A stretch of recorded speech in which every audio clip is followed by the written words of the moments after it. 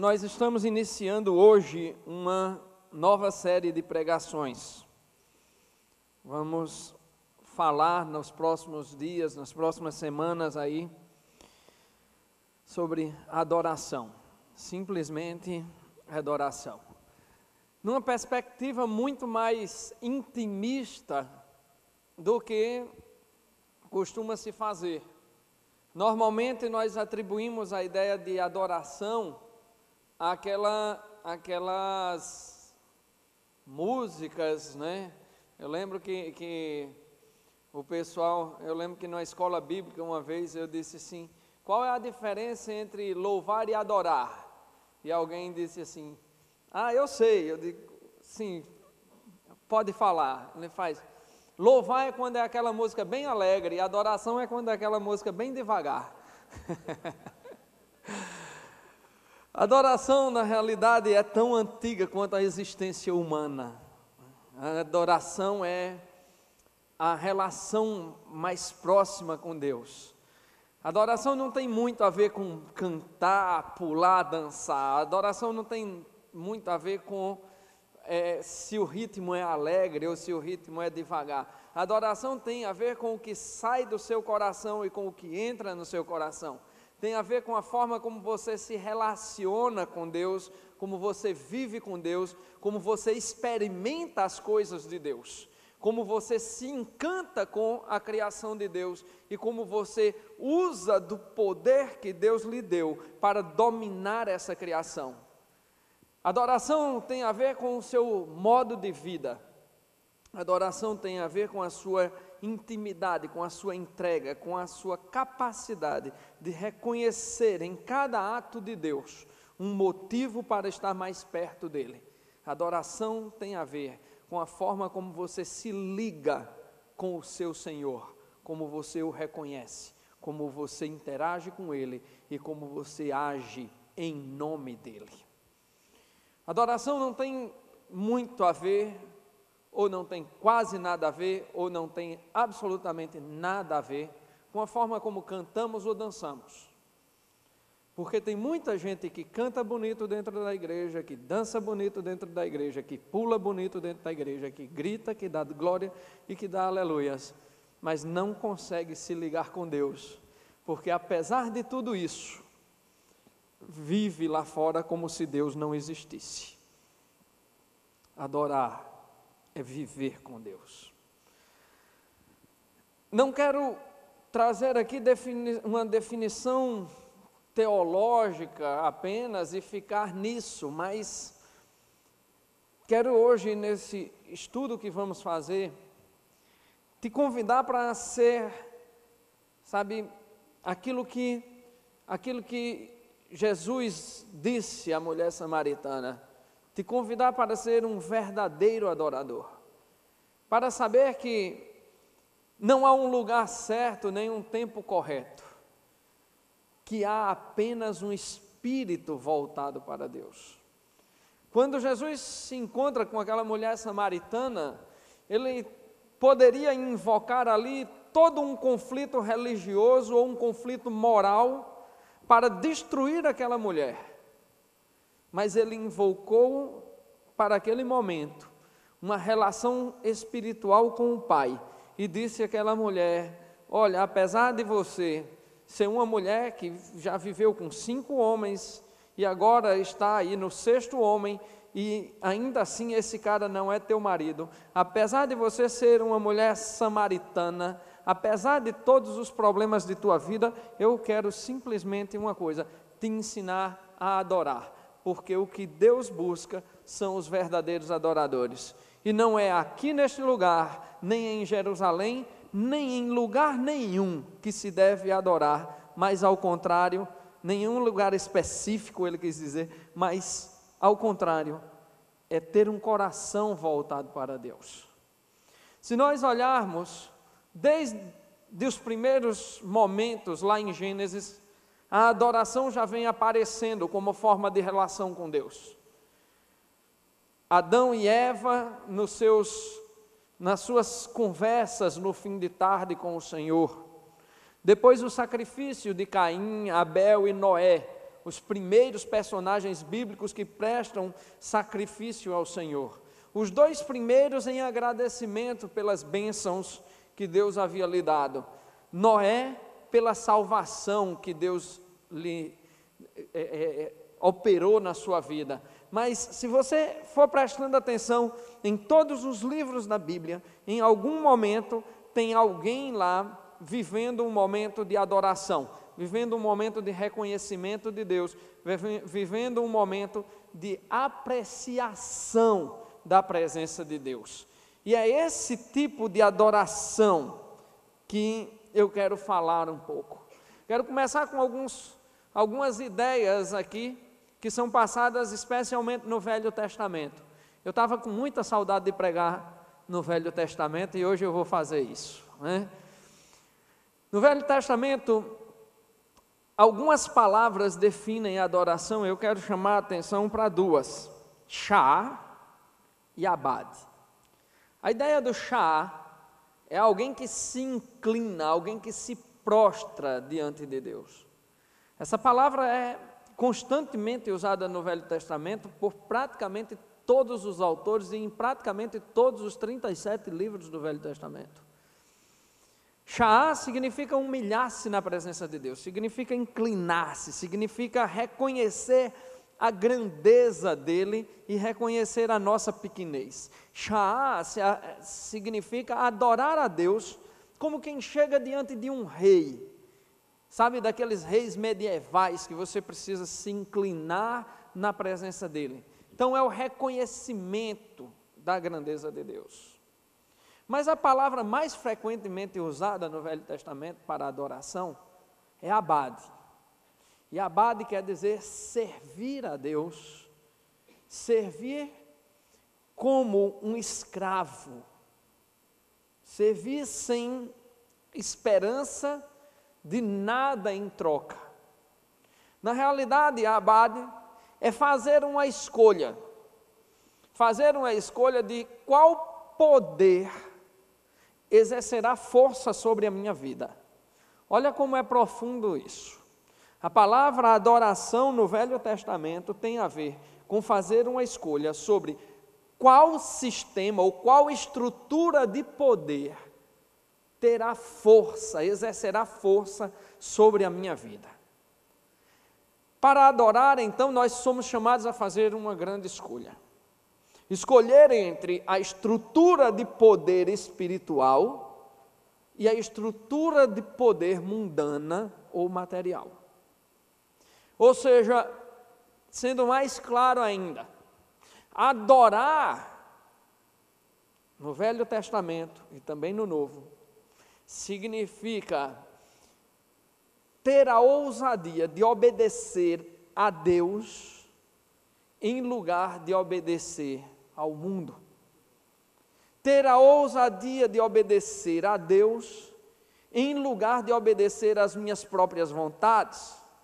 Ter a ousadia de obedecer a Deus em lugar de obedecer aos meus próprios vícios. Abad significa entregar-se completamente, como um escravo se entrega ao seu senhor, sem nenhuma perspectiva de receber nada.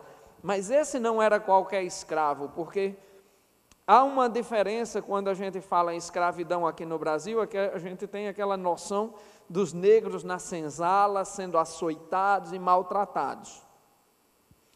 Não é esse tipo de escravidão que fala o Velho Testamento, nem o Novo Testamento.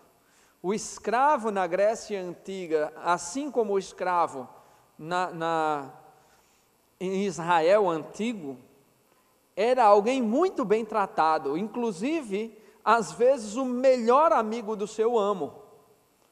Às vezes, uma pessoa de dentro de casa.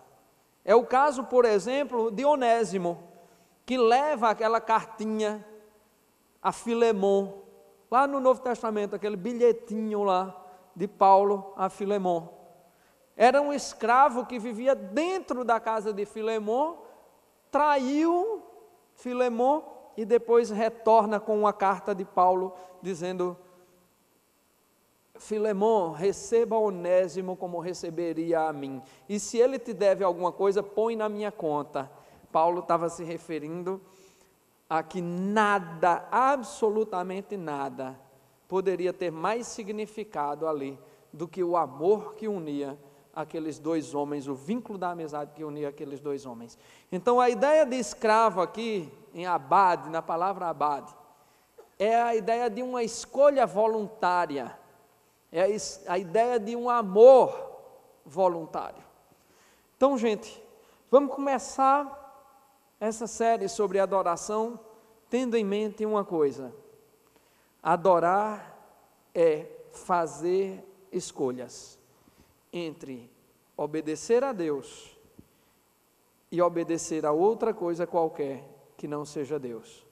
Minha vontade, os sistemas de governo, o capitalismo, o consumismo, os meus próprios desejos, enfim, todas essas outras coisas que muitas vezes se opõem a Deus. Adorar é fazer a opção de colocar o poder de Deus como o único poder legítimo para a minha vida. Quando a gente coloca outra coisa qualquer sobre a nossa vida, aí, meu amigo, nós quebramos a relação que aí o Velho Testamento chama de abadê, a relação de entrega, a relação de servir a Deus com a nossa própria vida, com os nossos corações no altar.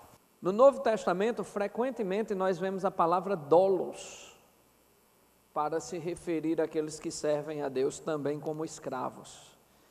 Então a ideia de escravidão é assim: ou eu sou escravo do mundo, ou eu sou escravo de Deus. Mas não há uma liberdade plena. Ou eu sou escravo de um, ou sou escravo do outro. E a adoração é fazer opção por isso.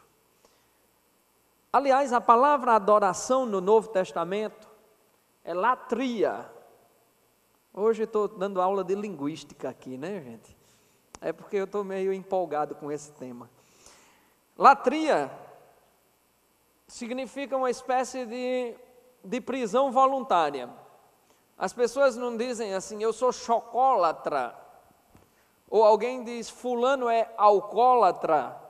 Ele quer dizer, eu estou preso ao chocolate, ou alguém é preso ao álcool. A ideia de latria, de adoração do Novo Testamento, é que estamos presos irremediavelmente a Deus. Quando eu faço a idolatria, eu estou preso a um ídolo. Mas quando eu faço a latria pura, eu estou preso somente ao Deus Todo-Poderoso, ou a teolatria, adoração a Deus. Vamos abrir então nossas Bíblias em Isaías capítulo 12, vamos ler. Naquele dia você dirá, eu te louvarei, Senhor, pois estavas irado contra mim, mas a tua ira desviou-se e tu me consolaste. Deus é a minha salvação, terei confiança e não temerei o Senhor, o Senhor, sim, o Senhor é a minha força e o meu cântico, Ele é a minha salvação. Com alegria vocês tirarão água da fonte da salvação, naquele dia vocês dirão, louvem o Senhor, invoquem o seu nome, anunciem entre as nações os seus feitos e façam saber que o seu nome é exaltado. Cantem louvores ao Senhor, pois Ele tem feito coisas gloriosas, sejam elas conhecidas em todo o mundo. Gritem bem alto e cantem de alegria, habitantes de Sião, pois grande é o Santo de Israel no meio de vocês. Vamos orar? Senhor, com grande alegria nos colocamos aqui diante de Ti. E Te pedimos, ó Pai, que a Tua palavra preencha as nossas almas e corações nesta noite. Te pedimos, ó Pai, que nos tornemos cada dia mais verdadeiros adoradores, para que o Teu nome seja glorificado em nós e através de nós. É assim que te oramos em nome de Jesus. Amém. Vamos tentar entender um pouco do que é que ele fala sobre adoração aqui nesse texto. Primeiro, entender o seguinte: Isaías estava falando de uma volta aqui, da volta de uma guerra, do povo que voltava da guerra contra a Síria, de muitos que ficaram prisioneiros na Assíria, mas que encontrariam um caminho de volta para Israel. Então ele diz, naquele dia em que você voltar, em que você sair da sua prisão, naquele dia em que você for liberto, naquele dia em que você se encontrar com a promessa do Deus Todo-Poderoso, você dirá: eu te louvarei, Senhor, pois estavas irado contra mim, mas a tua ira desviou-se e tu me consolaste. A primeira coisa que eu quero chamar a atenção desse texto aqui é que, para adorar de verdade, nós precisamos reconhecer que Deus tem muitos motivos para estar irado conosco. Nós precisamos reconhecer que nós somos pecadores e que muitas vezes desagradamos plenamente a Deus. Que Deus teria muitos motivos para olhar para nós e dizer assim: ei, afasta-se, você não vale um vintém, eu conheço a tua intimidade, eu conheço os teus pensamentos, eu conheço a tua maldade, eu conheço o quanto você faz coisas erradas, ainda que as pessoas ao teu redor não percebam, mas eu, que esquadrinho os corações, percebo que tu és mau. O Senhor poderia se voltar para nós agora e nos fazer terríveis acusações, porque Ele conhece os nossos corações. Mas aqui Isaías diz: eu louvarei ao Senhor, porque estava irado contra mim, mas desviou a sua ira, mas decidiu deixar de lado todos os meus erros, todos os meus pecados, decidiu me resgatar a si mesmo. Essa é a primeira grande noção de adoração que nós precisamos ter, é o Sha'á, é compreender a grandeza e a perfeição de Deus, e depois olhar para nós mesmos e reconhecer o quanto somos pequenos, miseráveis pecadores. Eu me lembro que uma vez eu estava pregando numa igrejinha na zona rural. A gente estava fundando essa igreja há uns 10 anos atrás, e era muito legal ir para ali, conversar com gente simples e tal. E uma vez, eu pregando, disse assim: quem é que não tem pecados? Quem é que vive sem pecar? E teve uns 2 irmãozinhos que levantaram a mão assim, né? Aí eu disse: será que vocês em momento nenhum mentem? Será que vocês em momento nenhum pensam coisas ruins a respeito das outras pessoas? Será que vocês em momento nenhum ficam irados sem razão e são injustos com as pessoas? Aí ele: assim está ficando difícil, né, pastor? Quando nós começamos a olhar quem somos na nossa intimidade, nós precisamos reconhecer o quão distante nós estamos de Deus e o quão nós nos afastamos todos os dias de Deus. Quantos motivos o Senhor tem para estar irado contigo? Reflete sobre isso, pensa sobre isso. Eu poderia dizer vários motivos hoje, só de hoje, pelos quais Deus estaria irado com esse que vos fala. Mas eu sei de uma coisa, que Deus perdoa, vocês eu não tenho certeza. Então eu deixo só com Deus a minha lista de coisas que fiz hoje, apenas hoje, que ofenderam ao meu Senhor. Reconhecer que somos pecadores é necessário, porque só quando reconhecemos isso, é que somos capazes de reconhecer que Deus desviou de nós a sua ira, que Deus não buscou vingar-se de pessoas, que Ele não buscou, ao contrário de nós, ajustar as contas por causa dos nossos erros. Às vezes as pessoas fazem coisas contra nossa pessoa, às vezes até sem querer, e nós não nos aquietamos enquanto não conseguimos nos vingar ou de alguma maneira acertar as contas com essa pessoa.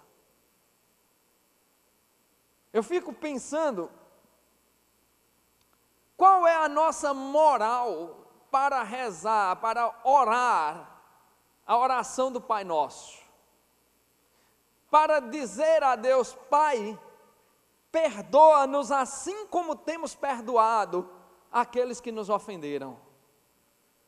Eu fico pensando que condição moral nós temos para nos colocar diante de Deus e dizer estas palavras.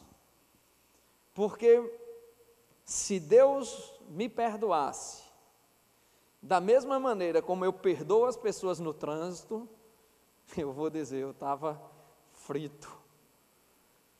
Se Deus me perdoasse com a mesma lentidão que eu tenho para perdoar os que me ofendem, eu estava frito.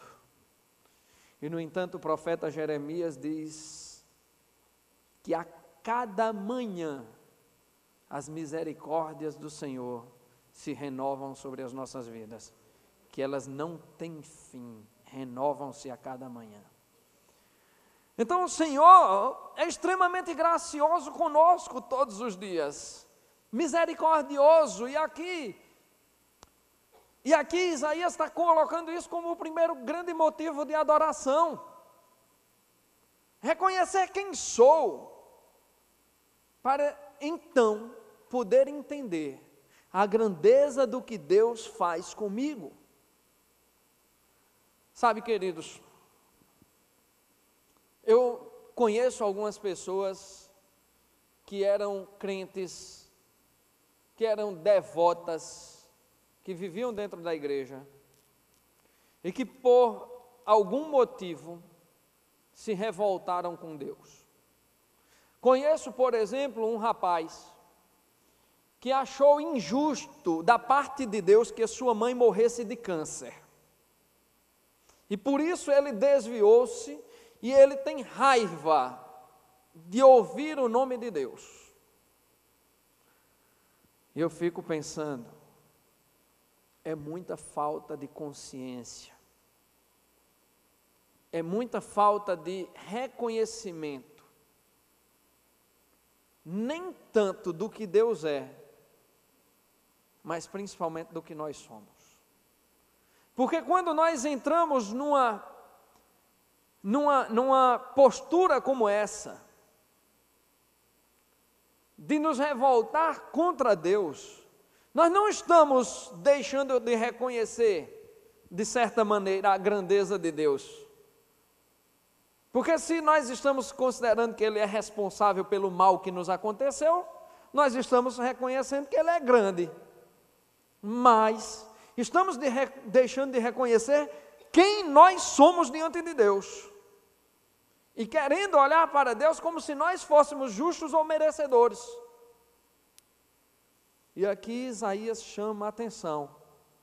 Deus tem 1 milhão de motivos para estar irado conosco, mas Ele decidiu não levar nenhum desses motivos em conta. Ele decidiu nos chamar de justos quando somos injustos. Ele decidiu nos dar vida quando merecíamos a morte. Ele decidiu nos amar quando merecíamos ser deixados de lado. Ezequiel também nos ensina que Deus não se alegra na morte do ímpio, porque Deus deseja, como diz lá em 2 Timóteo, que todos os homens sejam salvos, que todos os homens estejam ao lado dele. Há alguma razão para que isso não aconteça? Há, mas aí é mistério da glória de Deus. O fato é que o que Isaías nos chama a atenção aqui, como primeiro ponto, é reconhecer que Deus tem motivos para estar irado conosco, mas não está. Esse é o primeiro grande motivo para a nossa adoração. O segundo motivo está aqui no versículo 2, quando ele diz assim: Deus é minha salvação, terei confiança e não temerei. O Senhor, sim, o Senhor é a minha força e o meu cântico, Ele é a minha salvação. Aqui, nós aprendemos que para adorar verdadeiramente, nós precisamos dar a Deus o valor que é devido a Ele. Nós não devemos adorar a Deus nem com medo do inferno, nem por causa de qualquer favor que Ele possa nos dar. Nós devemos adorar a Deus simplesmente porque Ele é Deus. Por que é que nós amamos a nossa mãe ou o nosso pai? Nós amamos a nossa mãe ou o nosso pai simplesmente porque eles têm essa condição de ser mãe ou pai. Nós não amamos a nossa mãe porque ela nos deu presente no dia das crianças, nem porque ela fez uma festa de aniversário surpresa. Pelo menos isso não deveria ser motivo para amar ou deixar de amar uma mãe. Aliás, nenhum motivo é motivo real para deixar de amar uma mãe ou amar um pai, por mais que eles sejam errados. Mas a relação com Deus, a relação verdadeira de adoração, é dizer: Senhor, eu te amo porque Tu és Deus. E não há outro motivo, não há outra necessidade, não há outra razão que possa nos impelir a adorar a Deus. Sabe, algumas pessoas esperam em Deus apenas os milagres. Essas não são de fato adoradoras. Outras esperam em Deus apenas a bênção. A bênção dentro daquela perspectiva que nós temos. Essas não são adoradoras. Adorador é aquele que espera em Deus o cumprimento da vontade dEle. Apenas e tão somente. Confesso que eu tinha uma dificuldade muito grande antigamente de entender quando Paulo diz lá em Romanos 12, 3, que a vontade de Deus é boa, perfeita e agradável. Eu dizia para mim mesmo assim: ora, a vontade de Deus pode até ser boa e perfeita, mas agradável nem sempre é. Porque às vezes Deus faz coisas que a gente não se agrada. Às vezes Deus nos permite ficar doente, como permitiu que o próprio Paulo ficasse doente, né? Ele disse, lá em 1 Coríntios, Paulo diz, 1 Coríntios 12, diz assim: por 3 vezes pedi ao Senhor que tirasse esse espinho da minha carne, e Ele respondeu: a minha graça te basta. Aí eu olhava para esse texto e dizia: como é que isso pode ser agradável? Como é que o sujeito está com um espinho na carne, seja lá o que for aquele espinho, mas para ser chamado de espinho, devia ser algo que incomodava muito a vida de Paulo. Aí eu pensava: como é que alguém que está com um espinho socado na carne, pede a Deus 3 vezes, e aqui a palavra 3, não significa o número 3, mas significa um número de completude, um número infinito de vezes. Pedi muitas vezes ao Senhor que tirasse esse espinho de minha carne, e o Senhor olha para ele e diz: a minha graça te basta. Como é que uma vontade dessa pode ser agradável? Aí Paulo mesmo responde na carta aos Filipenses: sei passar por todas as coisas, sei viver em abundância e também em escassez, sei ser exaltado e também humilhado, tudo posso naquele que me fortalece. E a palavra é contentamento. Para ser verdadeiro adorador, é necessário andar contente com a vontade de Deus. É necessário nos entregar à vontade de Deus e entender que ela é agradável sim. Mesmo quando nos faz passar por coisas difíceis, o que nos impede de reconhecer o quanto a vontade de Deus é agradável é a dureza dos nossos corações. É querer que Deus realize aqui as coisas dentro de nossas perspectivas. É querer que Deus nos atenda como se fôssemos clientes dEle, como se fôssemos aqueles que têm sempre razão. Sabe aquela história do freguês? O freguês é quem sempre tem razão. Parece que nós nos colocamos diante de Deus dessa maneira. Não é assim que se adora. Adoramos a Deus não pelo que Ele nos dá, nem pelo que Ele nos tira, nem pelo que Ele nos faz. Adoramos a Deus não por medo do inferno, nem por expectativa de salvação.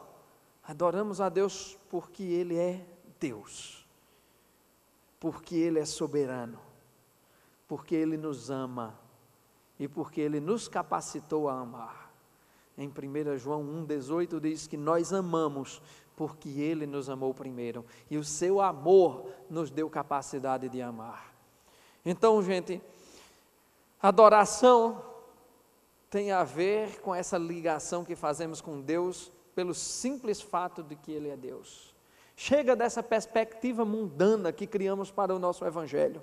Chega de falsear os significados da palavra de Deus. Chega de fazer interpretações sem vergonha, salafrárias da palavra de Deus. Chega de pegar a palavra de Deus e distorcê-la para fazer dela o cumprimento das nossas vontades mundanas, das nossas vontades mais escabrosas. É necessário olhar para a Bíblia e perguntar: Senhor, o que queres que eu faça? Porque nós olhamos muito na perspectiva, sabe, do encontro de Jacó com Deus. Quando no Vale do Jaboque, Deus na figura humana, ali numa teofania, numa manifestação divina, olha para Jacó e diz: o que queres que eu te faça? E nós vivemos esperando que Deus diga isso a nós. Nós vivemos esperando que Deus olhe no nosso rosto, face a face, e diga: o que queres que eu te faça? E eu tenho medo do que nós diríamos se Deus fizesse essa pergunta. Eu tenho medo, meu amigo. Mas nós precisamos antes olhar para Deus e dizer como Isaías disse: eis-me aqui, Senhor, envia-me a mim. Serei o teu mensageiro, serei quem tu quiseres que eu seja. Eis-me aqui, estou à tua disposição. Aí sim, talvez depois disso, nós estejamos prontos para ouvir Deus nos perguntar: o que queres que eu te faça? Mas o problema são essas nossas perspectivas e expectativas malditas. Senhor, olha para mim e pergunta o que é que eu quero. Deixa eu te dizer, é um 90-90 para Deus, né? A ligação a cobrar toda hora. Eu acho que quando a gente começa a orar, o Senhor já ouve aquela musiquinha, né? É ligação a cobrar direto, meu amigo. 90-83, Deus é o Senhor, né? Ligação a cobrar. Vamos parar com esse tipo de ligação. vamos fazer ligações diretas com o Senhor, pelo simples fato de que Ele é o nosso Deus. O versículo 3: com alegria vocês tirarão água das fontes da salvação. Aqui tem uma questão bem cultural nas palavras de Isaías, mas eu aprendo desse versículo que nós devemos encontrar com Deus em profundo arrependimento. Quando ele diz aqui, com alegria vocês tirarão água das fontes da salvação, ele está fazendo uma ligação com a festa dos tabernáculos. Como é que funciona essa ligação? Antigamente, quando os judeus ainda faziam sacrifícios a Deus, eles iam na fonte de Siloé e tiravam a água pura da fonte de Siloé, misturavam-na com o seu melhor vinho e derramavam essa mistura, sobre os sacrifícios no último dia da festa dos tabernáculos. O que é que simbolizava o derramar desta água misturada ao vinho? Significava o profundo arrependimento do povo judeu pelos seus pecados. E aqui, vejam o que Isaías diz, como é diferente e como é profunda a palavra do profeta. Com alegria vocês tirarão água das fontes da salvação, não da fonte de Siloé, não de uma fonte material, não de uma fonte qualquer, mas vocês tirarão água das fontes da salvação. Vocês encontrarão em Deus, na pessoa dele, na pureza dele, na perfeição dele, a razão primeira para alegrar-se. Com alegria vocês tirarão água das fontes da salvação, e essa água é tirada para representar o nosso arrependimento pelos nossos erros, pelos nossos pecados. Olha só, como é forte essa história. Não é possível de maneira alguma adorar a Deus sem nos colocar em postura de arrependimento. Não é possível de maneira alguma adorar a Deus sem passar por todas essas etapas que Isaías está defendendo aqui. Em primeiro lugar, reconhecer que Deus tinha muitos motivos para estar irado conosco, mas decidiu não irar-se. Em segundo lugar, adorar a Deus porque Ele é Deus. E em terceiro lugar, tirar da salvação que Ele nos deu a água que precisamos para representar o nosso pecado, o nosso arrependimento pelo nosso pecado. E o que significa tirar da salvação que Ele nos deu? Entender que a nossa vida é espiritual, que a nossa vida é nos céus, entender que a nossa vida transcende a ideia terrestre e que nós precisamos ter uma perspectiva sim de eternidade. Isso eu não canso de dizer, porque a Bíblia sem a noção de eternidade não faz o menor sentido. No versículo 4, ele nos ensina que para adorar a Deus nós precisamos proclamar o nome do Senhor. Naquele dia vocês dirão: louvem o Senhor, invoquem o seu nome, anunciem entre as nações os seus feitos e façam-nos saber que o seu nome é exaltado. Queridos, a verdadeira adoração implica em levar o nome do Senhor a todos os lugares.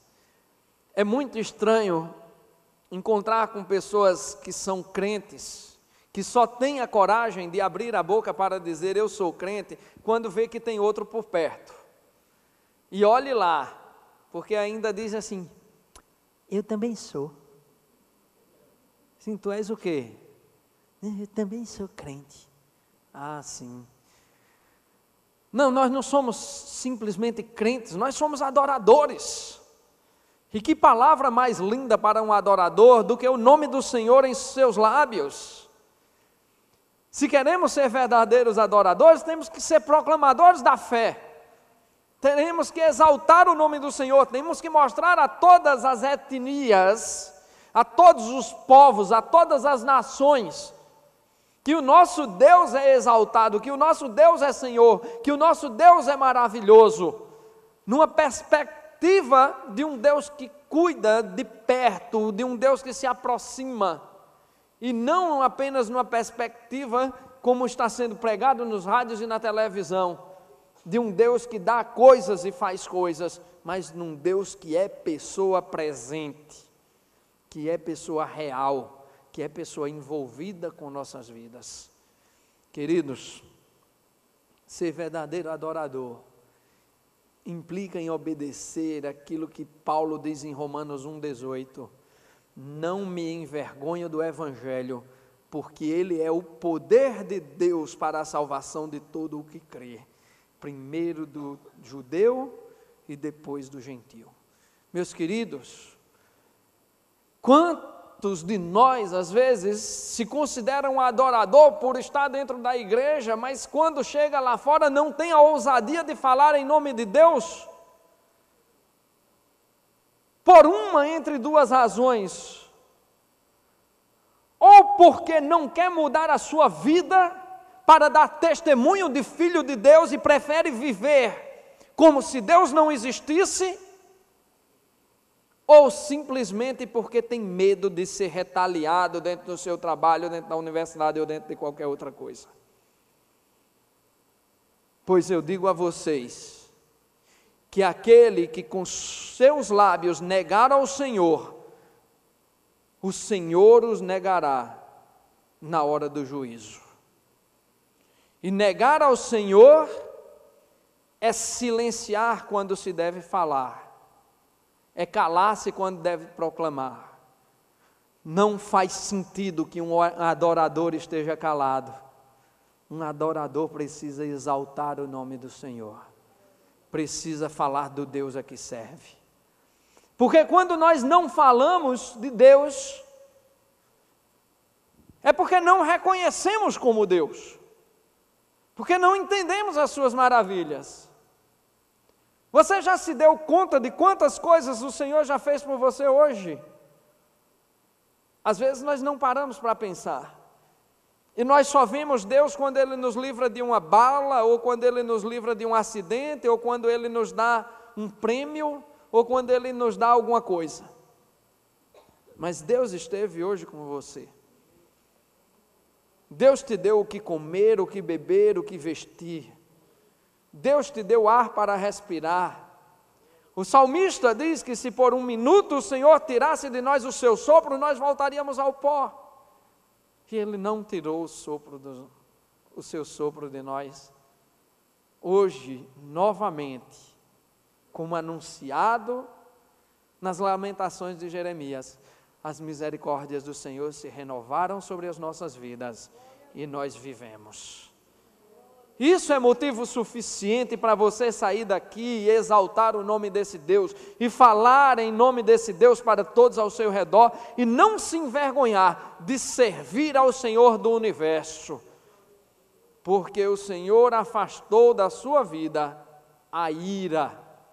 O Senhor afastou de nossas vidas a sua ira e não considerou o fato de sermos terríveis pecadores e decidiu nos dar a vida e vida em abundância. Versículos 5 e 6. Cantem louvores ao Senhor, pois Ele tem feito coisas gloriosas. Sejam elas conhecidas em todo o mundo. Gritem bem alto e cantem com alegria, habitantes de Sião, pois grande é o Santo de Israel no meio de vocês. O quinto ponto que eu entendo de adoração é que nós devemos nos alegrar, porque o Senhor está no nosso meio. Gente, essa palavra aqui é tão forte, tão poderosa. Aqui, Isaías usa a palavra kadosh, que no Novo Testamento é traduzida como Agnos.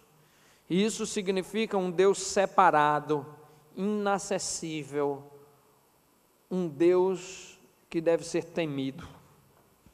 O próprio Isaías teve uma experiência anterior com Deus e disse assim: ai de mim, estou perdido, pois sou um homem de lábios impuros e vivo no meio de um povo de lábios impuros. Os meus olhos viram o Rei, o Senhor dos Exércitos.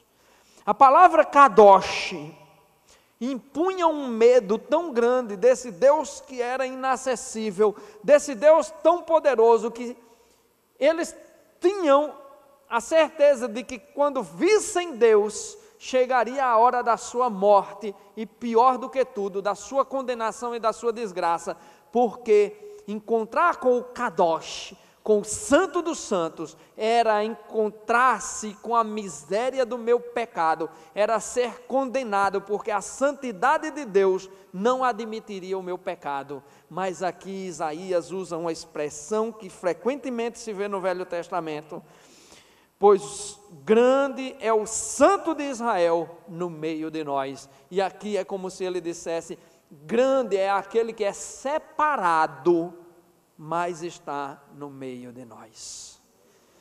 Aqui a compreensão do profeta é a seguinte: a santidade de Deus diante do nosso pecado não é utilizada para nos massacrar, mas para nos engrandecer. A santidade de Deus não se torna em anátema, não se torna em destruição para os pecadores, mas pelo contrário, a santidade de Deus se torna cada vez mais em motivos para adorá-lo e glorificá-lo. No Novo Testamento, Jesus se faz carne, o Verbo se faz carne e habita entre nós. E o nome dele é Emanuel, o Deus conosco, para dar a certeza de que aquele que é santo e separado, aquele que é incomparável, aquele que é irresistível, aquele que é altíssimo, aquele que é grandioso, está interessado por pessoas pequenas, ama pessoas pequenas, e não está contando os nossos pecados, mas está aliviando as nossas cargas. Vinde a mim, diz o Senhor Jesus. Vinde a mim, vós que estáis cansados, e eu vos aliviarei. Vinde a mim, aproximem-se, porque o separado quer estar no meio de nós, porque o separado está no meio de nós. Grande é o Santo de Israel no nosso meio, grande é aquele que é separado, mas está entre nós. Grande é aquele que é santo, grande é aquele que é perfeito, mas se mistura com os imperfeitos. Grande é aquele que é poderoso, mas se mistura com os fracos. Grande é aquele que tinha motivos para irar-se contra nós, mas derrama o seu amor. Grande é o Senhor, grande é o Santo de Israel no meio de nós, não em outro lugar, no meio de nós. Alegre-se na presença daquele que é santo, alegre-se na santidade do Senhor, alegre-se, porque Ele é o chamar, o Deus presente, porque Ele é, e sempre haverá de ser, porque Jesus Cristo disse certa vez: toda a autoridade me foi dada nos céus e na terra, por isso vão, e proclamem o meu nome, e batizem, e ensinem o que eu vos tenho ensinado, e eu estarei com vocês até a consumação dos tempos. E o apóstolo Paulo nos ensina mais, nos ensina lá em 1 Coríntios 6,19, que pela graça nós nos tornamos templo de habitação do Espírito Santo. Pneuma agnos, O separado está em nós. O santo vive em nós. O santo, o separado decidiu juntar-se a nós. Entenda a importância disso. Entenda o significado disso. Entenda a força, o poder dessas palavras. Entenda que o Santíssimo, aquele que é incomparável, aquele que se distingue de nós pela sua santidade, pela sua autoridade, pelo seu poder, aquele que habita nos céus, decidiu viver entre nós e habitar em nós e nos chamar cada dia mais para perto dele. Entenda o poder dessas palavras. Absorva o significado destas palavras e você entenderá o que é ser um verdadeiro adorador. É saber que nós não merecemos nenhuma gota de misericórdia, e a misericórdia se derramou sobre nós. É entender que nós não merecemos nenhum dos favores de Deus, porque somos pecadores. Mas onde abunda o pecado, superabunda a graça de Deus. Entenda o que o apóstolo Pedro nos ensina em 1 Pedro 2,10. Nós não éramos povo e agora somos povo de Deus. Nós não havíamos alcançado misericórdia e agora recebemos a misericórdia. Por quê? Porque no versículo anterior ele diz: vós sois nação santa, povo de propriedade exclusiva de Deus, sacerdócio real, chamado das trevas para a maravilhosa luz, para proclamar as grandezas, as maravilhas, os grandes feitos daquele que é santo, santo, santo, perfeitamente santo, mas decidiu amar os pecadores e decidiu enviar o seu Filho para tomar sobre si os nossos pecados e nos tirar das trevas para a maravilhosa luz. Entenda que não há nada maior do que isso, que não há nada melhor do que isso. Por isso ele olhou para Paulo e disse: a minha graça te basta. Não é porque tiro espinhos da tua carne que devo ser adorado, mas devo ser adorado porque eu sou o grande eu sou, porque sou Deus, o teu Deus, o Deus que te fez do barro, o Deus que te fez do nada, o Deus que decidiu cuidar de você como se você fosse filho único. Adore, entenda e adore o separado, o Santíssimo está em você. Não importa o que você fez hoje, não importa o que você fez ontem, não importa. Arrependa-se, coloque-se diante de Deus e adore, porque aquele que é separado pela sua santidade está em você, está no meio de nós, o grande santo de Israel no meio de nós.